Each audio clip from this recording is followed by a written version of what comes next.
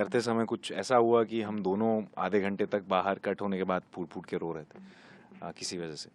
वो बिल्कुल। First day से ही इज पुलिंग माय लेग्स, तो अभी तक नहीं नहीं, मैं तो एक किस्म का मार्केट होता है कि ये एक आपका है सेलिंग पॉइंट है, ये आपका मार्केट है। लेकिन जहाँ तक मुझे लगता है मैं मार्केट बनाने नहीं, डिसरप्ट करने आया हूँ, मुझे वो तोड़ना है। छोटे शहरों में जो आपने मोटरसाइकिल देखी होगी, उसमें ना वो रेयर व्यू मिरर निकाल देते हैं, देखा होगा, होते नहीं है क्योंकि पीछे देखने की आदत नहीं है ना। छोटे ओह। शहरों को हमेशा आगे देखना है, बड़ा देखना है। मेहनत लगी आपको?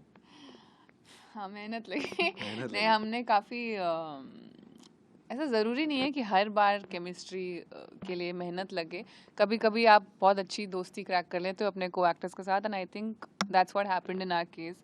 हम लोग पहले ही दिन से काफ़ी अच्छे दोस्त बन गए थे, एंड इसका श्रेय पूरा हमारी डायरेक्टर शाज़िया इकबाल को जाता है। उन्होंने हमारे लिए इस फॉर्मेट की वर्कशॉप ऑर्गेनाइज की जहाँ पे सभी एक्टर्स मिलजुल के गेम्स खेल रहे थे कुछ 5-6 दिनों तक, और एक दूसरे की ज़िंदगी, एक दूसरे को समझने की कोशिश कर रहे थे। I think when that happens ना, तो आप को ज़रूरत नहीं पड़ती फिर वो केमिस्ट्री क्रैक करने की, आप एक्चुअली फ्रेंड्स बन जाते हो। And I think that's what happened in our case. जी वो बिल्कुल। फर्स्ट डे से ही इज पुलिंग माय लेग्स, तो अभी तक नहीं नहीं, मैं तो मेरा सौभाग्य है कि मुझे सौभाग्य।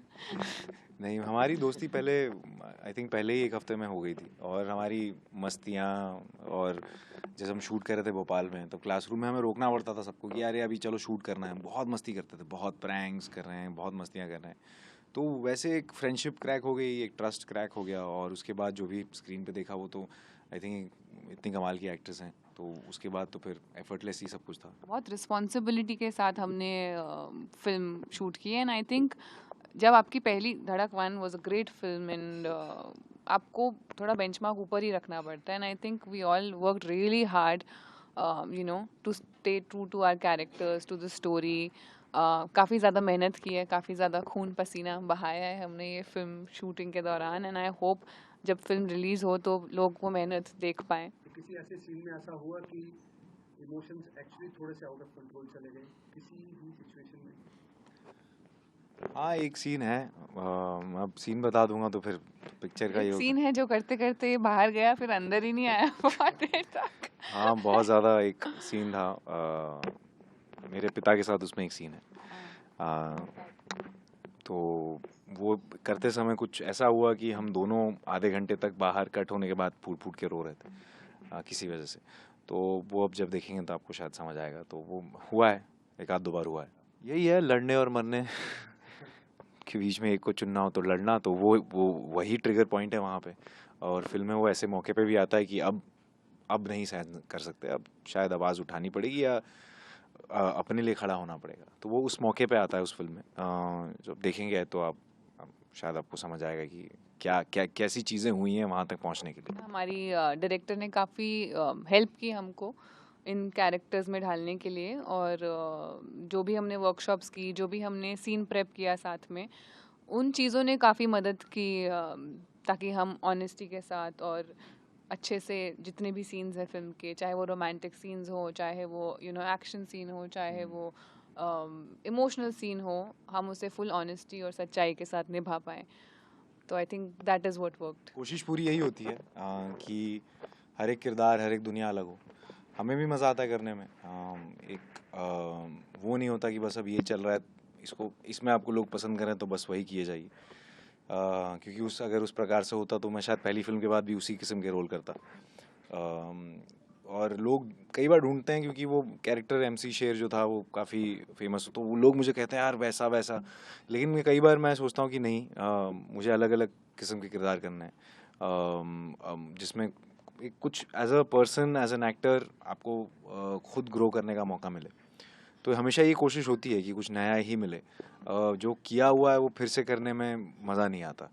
तो मुझे तो पर्सनली नहीं आता, एंड आई थिंक इनका हाँ, भी। Same for me. I think actor की ग्रोथ ही तभी होती है जब आप अलग अलग तरीके के किरदार निभाएं। अगर आप सेम ही चीज़ बार बार करेंगे, I feel then you will go in a comfort zone, and मज़ा बहुत आता है कंफर्ट जोन में, आई वोंट लाई, बट आपकी ग्रोथ एक तरीके से रुक जाती है। आपको खुद ही पता नहीं चलता कि क्या चीज़ें हैं जो आपको सीखनी है एज एन एक्टर, क्या चीज़ें हैं जो आपके लिए वर्क करती हैं, क्या चीज़ें जो नहीं वर्क करती हैं, क्या नहीं वर्क करता, वो सीखने के लिए भी आपको एक्सपेरिमेंट्स करने पड़ते हैं, and I think it's very very important for an actor to choose different roles just to see what works, where you lack, क्या आपको सीखने की ज़रूरत है आगे।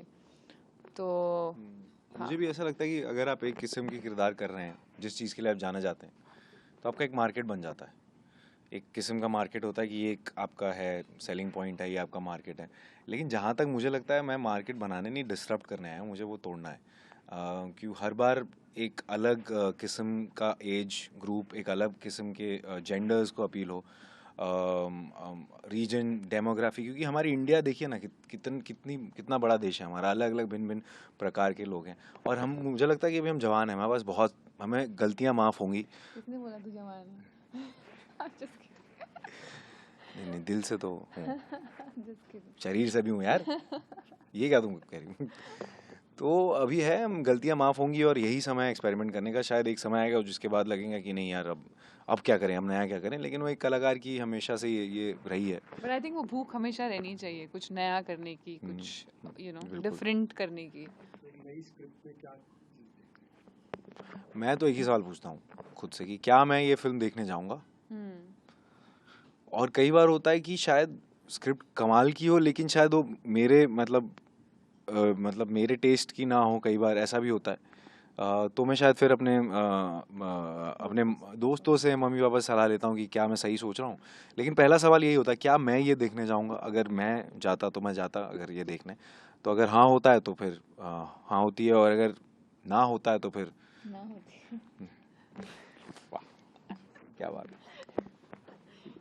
आई think for me, if I can connect to the character, मुझे उनकी ज़िंदगी थोड़ी बहुत कुछ इंस्पायर करे, और थोड़ा चैलेंजिंग लगे कि as an actor this it will be interesting to play this, और मुझे लगे कि यार डर लगे स्पेशली कि ये कैसे होगा। आई थिंक दैट्स व्हेन आई से यस, क्योंकि वो डर रहना आई थिंक बहुत ज़रूरी है for any actor, for me specially, क्योंकि जब तक वो नर्वसनेस नहीं रहती ना, तब तक मज़ा नहीं आता।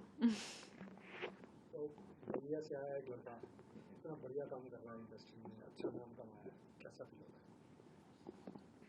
होता है? मुझसे ज़्यादा तो मुझे लगता है कि जो मेरे माता पिता हैं, उनको ज़्यादा गर्व महसूस होता है इस चीज़ का। मेरे लिए तो, मैं अभी भी, मेरी ज़िंदगी वही है। मतलब मैं कोशिश करता हूँ कि जितनी रह पाए वैसी, काम मिलता रहे, काम करता रहूँ। लेकिन जहाँ से मुझसे ज़्यादा संघर्ष मुझे लगता है मेरे माँ बाप ने देखा है मुझे पाल पोस के बड़ा करने में, तो ये उनके लिए है।